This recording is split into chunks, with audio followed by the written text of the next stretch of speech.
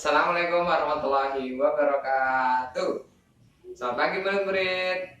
Ya, bagaimana kabar kalian hari ini? Ya, harap kalian baik-baik saja, ya. Ya, untuk pelajarannya pagi hari ini kita akan mempelajari tentang siklus air. Nah, sebelum ke materi, mari kita buka pembelajaran pagi hari ini dengan berdoa, ya. Berdoa menurut kepercayaan dan keyakinan kita masing-masing. Berdoa mulai.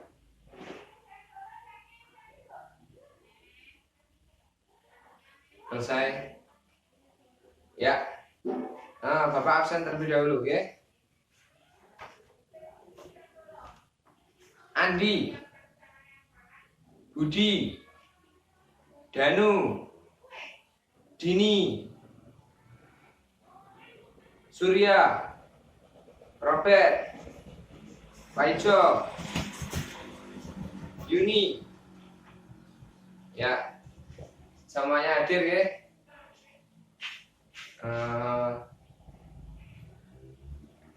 Materi sebelumnya kita telah mempelajari tentang apa itu air dan manfaat air bagi kehidupan. Nah, kan sudah dipelajari manfaat air bagi tumbuhan, manfaat air bagi hewan, manfaat air bagi manusia.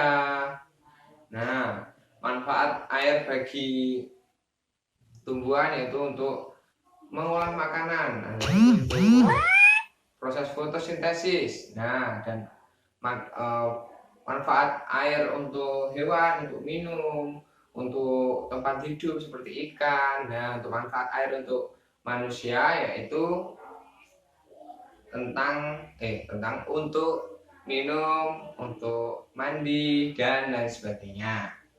Nah, di sini ada yang tahu apa itu siklus air? Ya, benar sekali. Siklus air yaitu air yang mulainya dari lautan menguap menjadi awan, kemudian bergerak menuju daratan dan turun hujan, airnya meresap ke tanah. Assalamualaikum warahmatullahi wabarakatuh.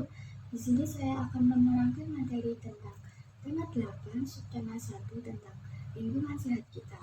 Untuk materi yang pertama yaitu tentang air. Air adalah bagian terpenting dari makhluk hidup. Tidak ada air sama dengan tidak ada kehidupan. Adapun fungsi air sendiri bagi manusia, hewan, dan tumbuhan.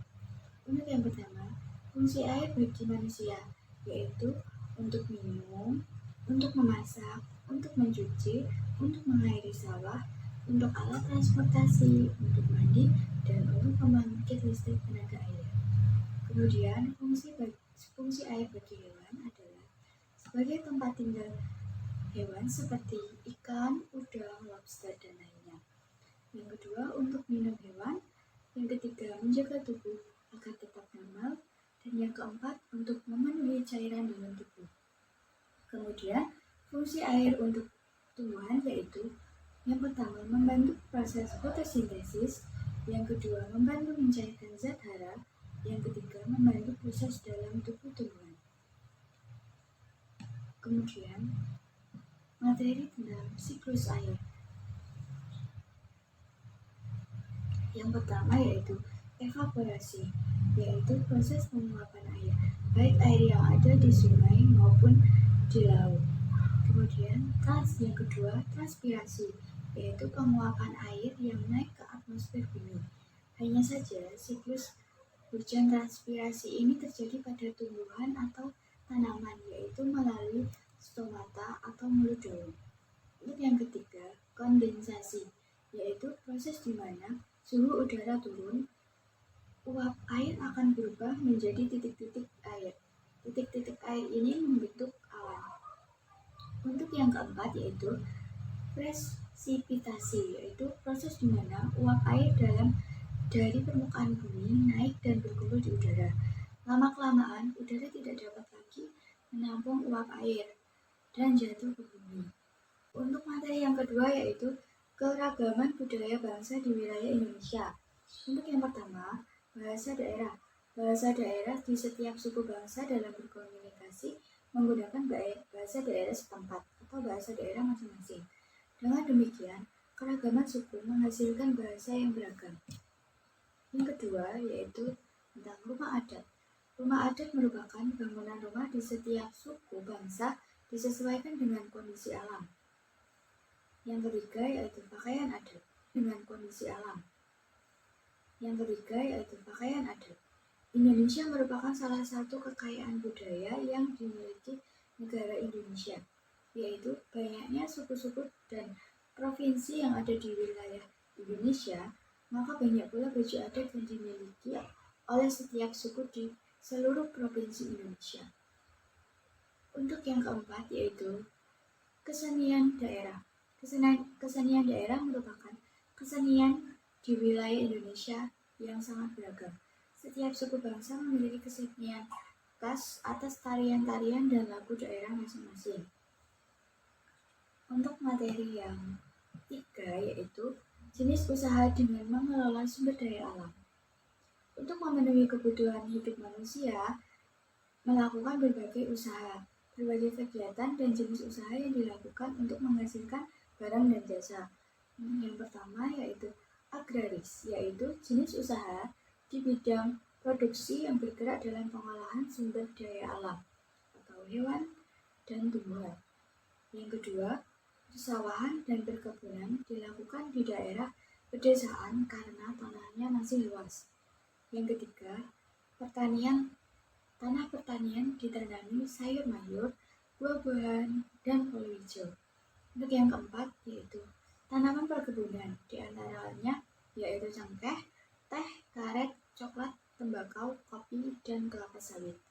Yang kelima, di bidang perikanan. Dalam